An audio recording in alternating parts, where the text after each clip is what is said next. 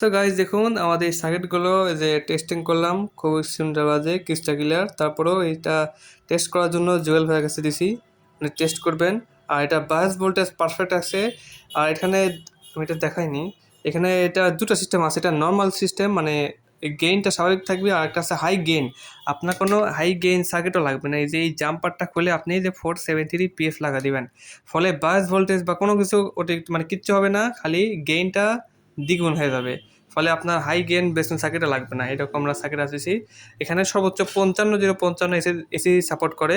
তবে আমরা রিকমেন্ড করবো আপনার 50 0 50 ভোল্ট দিতে পারবেন, দেখতে পাচ্ছেন। আর এইসব আইসি যে মসফেট বা এই যে 47 93 ডাবল ট্রানজিস্টার হিসেবে PD driver section, Audi section, মানে এইসব যত ট্রানজিস্টার আইসি যে 1% টলারেন্সের যেটা কপার লেগের, মানে যত কমেন্ট সেটা হাই কোয়ালিটি ইউজ করার চেষ্টা করছি। এই যে সব কম্পোনেন্ট আছে, এই যে অনেক কম্পোনেন্ট আছে দেখতে পাচ্ছেন।